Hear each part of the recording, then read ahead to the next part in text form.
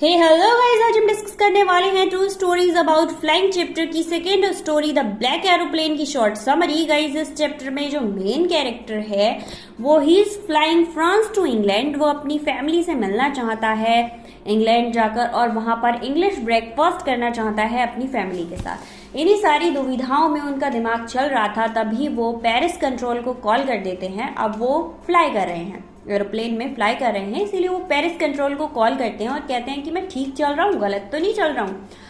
तो Paris control उनसे कहता है कि आप 12 डिग्री वेस्ट की तरफ जाइए, आप ठीक चलने लगेंगे। जब वो लोग पेरिस से 150 किलोमीटर आगे निकल जाते हैं तो उनके सामने चांद था, ऊपर तारे थे और आगे जाने के बाद वो देखते हैं कि काले काले बादल उनके सामने आ जाते हैं। अब डिसीजन लेना था कि आगे बढ़ना है या फिर पीछे जाना है, क्योंकि आप सभी जानते हैं कि बादलों में एरोप्लेन का चलना इम्पॉसिबल होता है। तो उन्होंने सोचा कि अगर पेरिस की तरफ वापस जाओगे तो 150 किलोमीटर से ज्यादा चलना पड़ेगा, क्या फ्यूल इतना है? तो अपने ओल्ड से एरोप्लेन, चांद की रोशनी और तारों की इन सारी चीजों के साथ उनके साथ थे काले काले घने घने बादल। अब उन्होंने डिसाइड किया कि फ्यूल तो है नहीं, अब इन बादलों से ही गुजरा जाए। जैसे ही वो बादलों में एंटर करते हैं उनका दिशा सूचक खराब हो जाता है। अब किस किस को पता है कि दिशा सूचक को इंग्लिश में क्या बोलते हैं? किसी को समझ भी आया कि दिशा सूचक होता क्या है? कमेंट करके जरूर बताना। तो उनका दिशा सूचक खराब हो जाता है और वो डगमगाने लगते हैं, बादलों में फंस जाते हैं। कुछ टाइम बाद ही उनके सारे कनेक्शन टूट जाते हैं। पेरिस कंट्रोल से वो कॉल करने की कोशिश करते हैं बट नहीं कर पाते। थोड़ा आगे बढ़ने के बाद वो देखते हैं उन बादलों में फंसे हुए थे वो। अब उन्हें नहीं पता था कि वो कहाँ जा रहे हैं, क्या कर रहे हैं। तभी वो देखते हैं कि एक ब्लैक एरोप्लेन आकर उसका एरोप्लेन उनको हिंट करता है कि मेरे पीछे आओ। और क्योंकि उनके पास कोई और ऑप्शन नहीं था तो वो एक छोटे बच्चे के जैसे उसके पीछे पीछे जाने लगते हैं और थोड़ी ही देर बाद देखते हैं कि एक रनवे उनको दिखाई देता है।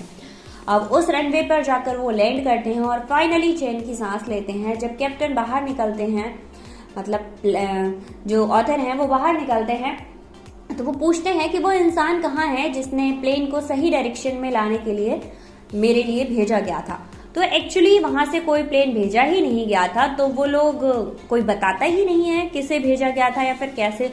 और जब वो अपने पीछे मुड़कर देखते हैं तो दूसरा एरोप्लेन था ही नहीं जो लैंड करता। वो ऑफिस में जाते हैं, कंट्रोल रूम में जाकर एक वुमेन से पूछते हैं कि किसे भेजा था आपने एंड वो बंदा कहाँ है, मुझे उसे थैंक यू करना है।